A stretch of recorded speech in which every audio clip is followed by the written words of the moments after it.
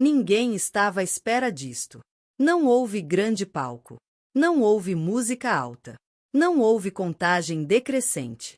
Mas, de repente, uma frase começou a circular entre engenheiros, investidores e executivos do setor automóvel. A BYD tinha algo que podia mudar tudo.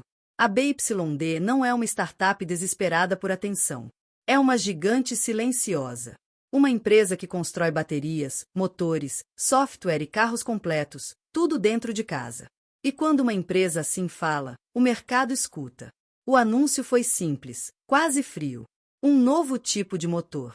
Uma nova arquitetura. Uma abordagem que não segue as regras normais dos veículos elétricos. Nada de promessas vagas. Nada de conceitos futuristas para 2035. A palavra-chave foi 2025. Dentro de salas de reunião na Europa, nos Estados Unidos e no Japão, o clima mudou. Analistas pararam modelos financeiros. Engenheiros voltaram a rever projetos. Fabricantes tradicionais fizeram a pergunta que ninguém queria fazer em voz alta. E se estivermos a apostar no sistema errado? Durante anos, a indústria elétrica seguiu um caminho único. Baterias maiores. Carros mais pesados. Mais tempo de carregamento. Mais pressão sobre matérias-primas. Funcionou, até certo ponto. Mas também criou limites claros.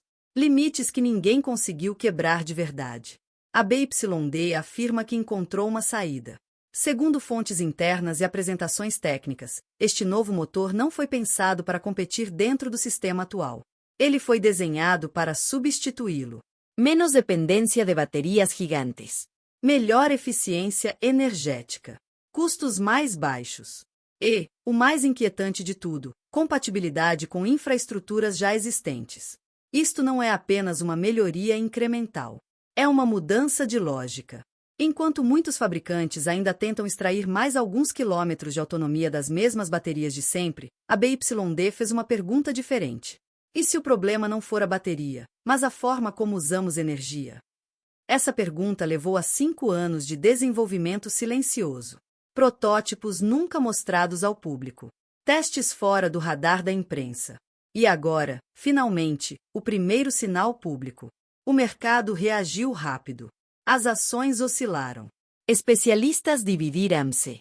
Uns chamaram exagero. Outros disseram algo mais preocupante. Se metade disto for verdade, a indústria elétrica como a conhecemos não sobrevive intacta. Porque quando uma empresa que já domina baterias diz que pode reduzir a sua importância, isso não é marketing. É estratégia. E isto é apenas o começo da história. Durante mais de uma década, a indústria seguia um manual não escrito. Carro elétrico bom significava 3 coisas: bateria grande, peso elevado e carregamento lento. Ninguém gostava disso, mas todos aceitaram. Era o preço da transição. Este novo motor quebra esse manual logo na primeira página. Em vez de depender de um enorme bloco de baterias para compensar perdas de energia, a nova arquitetura foi pensada para evitar essas perdas desde o início. Menos desperdício. Menos calor. Menos peso morto a ser transportado todos os dias. A maioria dos veículos elétricos desperdiça energia em 3 pontos críticos: conversão elétrica, gestão térmica e transmissão. O que a BYD fez foi atacar os 3 ao mesmo tempo, não separadamente. O motor funciona como parte de um sistema integrado, não como uma peça isolada. Ele comunica diretamente com a gestão de energia, com controle de tração e até com o sistema de regeneração. Resultado? Cada unidade de energia é usada de forma mais inteligente. É aqui que muitos engenheiros ficaram inquietos. Porque este conceito aproxima-se mais da eficiência de sistemas industriais avançados do que de carros de rua. E isso levanta uma questão desconfortável. Por que é que ninguém fez isto antes? A resposta é simples. É caro. É complexo. E exige controle total da cadeia de produção.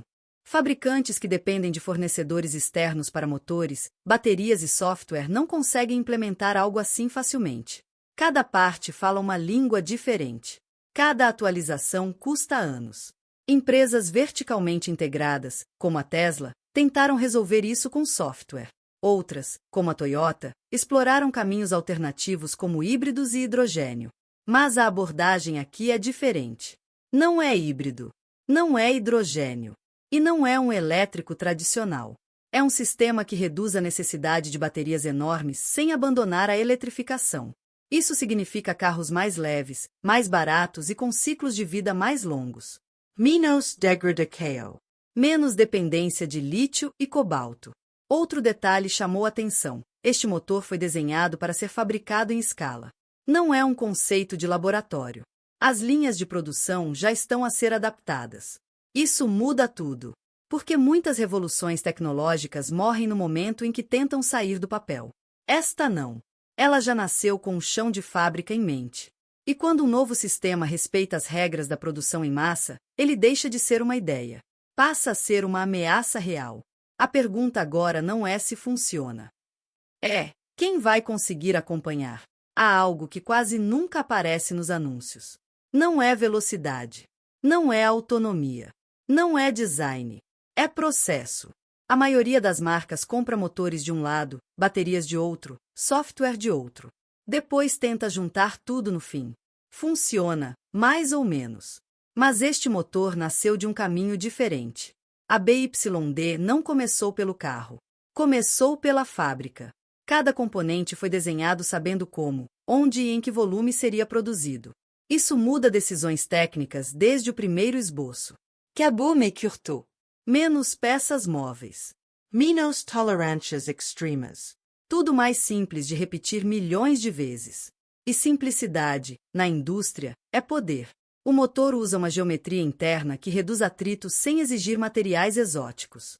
Nada de ligas raras impossíveis de escalar. Nada de soluções que só funcionam em protótipos.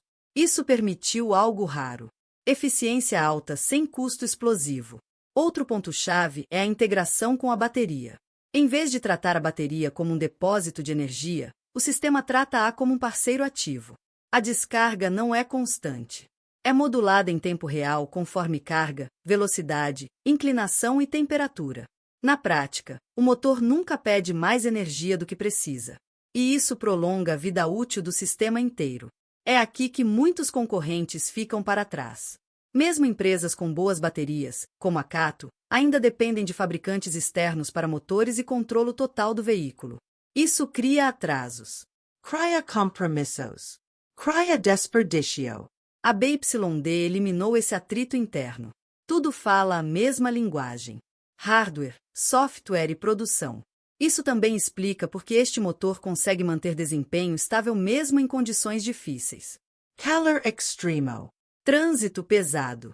Uso urbano constante. Situações onde muitos elétricos perdem eficiência rapidamente. Aqui, a perda é menor. Muito menor. E há outro detalhe que assustou analistas. O sistema foi pensado para mercados emergentes. Estradas imperfeitas. Manutenção irregular. Custos sensíveis. Este motor não exige cuidados delicados. Ele foi feito para aguentar uso real, diário, intenso. Isso abre portas enormes. Porque não estamos a falar apenas de competir com elétricos premium. Estamos a falar de substituir carros a combustão em massa. Em países onde o preço decide tudo. Quando eficiência encontra escala, o impacto não é gradual. É abrupto. E é por isso que este motor não está a ser tratado como mais uma melhoria. Está a ser tratado como um ponto de viragem. Vamos falar de técnica, mas de forma simples.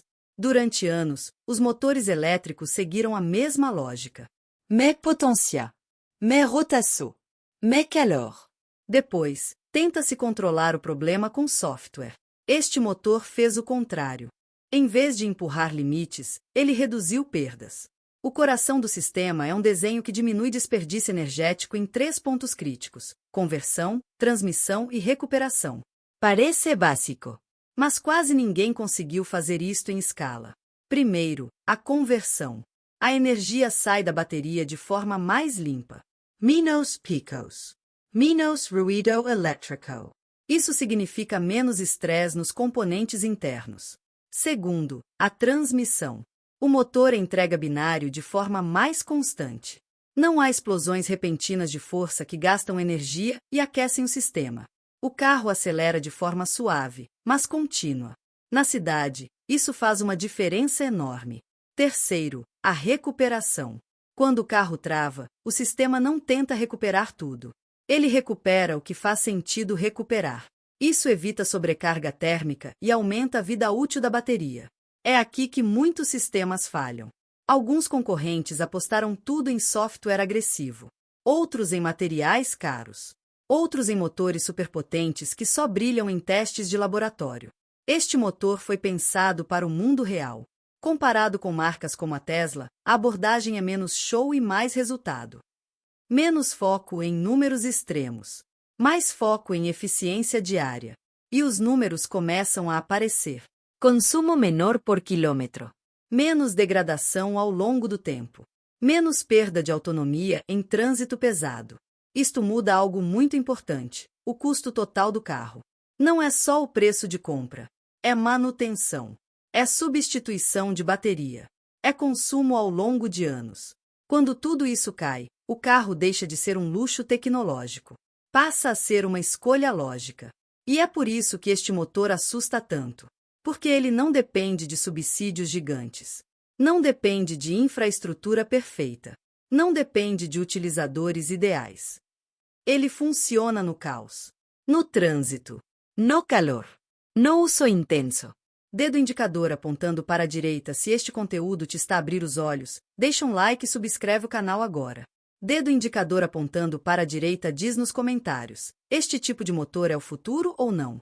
Durante anos, ouvimos a mesma promessa. Carros elétricos são verdes. São limpos. São o futuro. Mas havia um problema escondido. Producir baterias grandes consome recursos enormes. Mineração intensa. Processos longos. Emissões indiritas altas. O carro era limpo na estrada, mas sujo antes de chegar até ela. Este novo motor muda isso logo na origem. O primeiro impacto está no tamanho da bateria. Como o motor é mais eficiente, ele precisa de menos energia para fazer o mesmo trabalho. Isso permite baterias menores sem perder a autonomia real. Menos bateria significa menos lítio.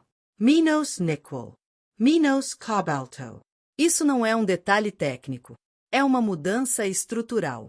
Depois vem o ciclo de vida. Este motor trabalha com temperaturas mais baixas. Isso reduz desgaste. A bateria sofre menos stress diário. O resultado é simples. Ela dura mais anos. Um carro que não precisa trocar bateria cedo é muito mais sustentável. Agora pense no efeito em escala. Milhões de carros produzidos com baterias menores. Milhões de toneladas de material poupadas. Menos fábricas químicas. Menos resíduos difíceis de reciclar.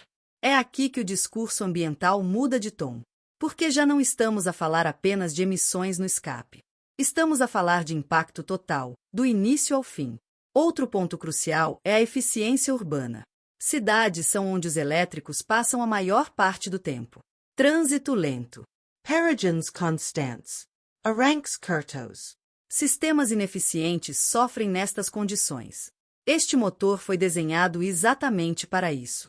Ele desperdiça menos energia em baixas velocidades. Recupera apenas o necessário. Mantém estabilidade térmica mesmo em uso intenso. O resultado? Menos consumo diário. Menos necessidade de carga. Menos pressão sobre a rede elétrica urbana. Isso importa muito em países em desenvolvimento e megacidades. Não é só sobre salvar o planeta. É sobre tornar o sistema viável. Quando governos analisam o impacto ambiental, eles olham para números reais. Cadeias completas. Infraestrutura. Custos sociais. E este motor começa a encaixar nesses cálculos. Por isso, o debate muda. Já não é elétrico versus combustão.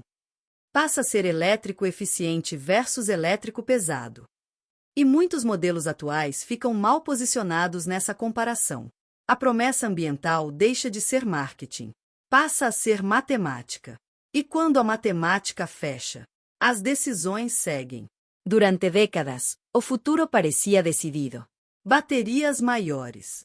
Carros mais pesados. Mais fabrica. Mais pressão sobre recursos. Mas este motor muda a pergunta principal. Já não é quem faz a maior bateria. Agora é quem usa melhor cada watt. E é aqui que o jogo vira.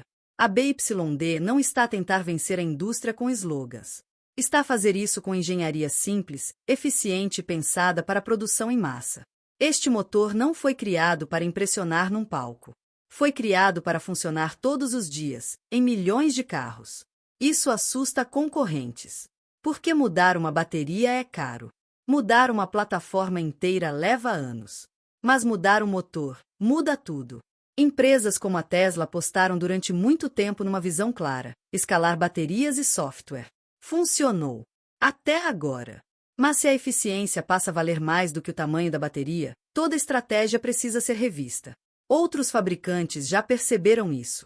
A Toyota, por exemplo, sempre defendeu que não existe uma única solução. Elétricos, híbridos, hidrogênio. Tudo ao mesmo tempo. Este novo motor reforça exatamente essa visão. O futuro não será dominado por um tipo de carro. Será dominado por quem for mais eficiente. E há outro detalhe importante. Países em desenvolvimento. Mercados emergentes. Cidades com redes elétricas frágeis. Para esses lugares, carros elétricos gigantes não fazem sentido. São caros. Difíceis de carregar. Exigem infraestrutura pesada. Mas veículos com motores eficientes, baterias menores e menor consumo, esses sim escalam rápido. É por isso que este motor não ameaça apenas marcas. Ele ameaça modelos de negócio inteiros. Fabricantes que dependem de margens altas em carros pesados vão sentir pressão.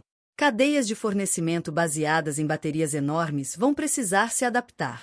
Governos vão rever incentivos. E o consumidor final? Ele ganha. Carros mais leves. Mais barato. Com menos ansiedade de carregamento. E menor impacto ambiental real. A narrativa dos elétricos entra numa nova fase. Menos promessas grandiosas. Mais eficiência prática. Se este motor cumprir o que promete em escala, 2025 pode marcar o início de uma viragem silenciosa, mas profunda. Não um colapso repentino, mas uma mudança de direção clara. E quando a indústria muda de direção, quem não acompanha fica para trás. Agora queremos saber a tua opinião. Dedo indicador apontando para a direita, acham que a eficiência vai vencer as baterias gigantes? Dedo indicador apontando para a direita, este motor realmente pode mudar o jogo dos elétricos? Deixa o teu comentário abaixo. Se gostaste desta análise, subscreve o canal, deixa o like e ativa as notificações.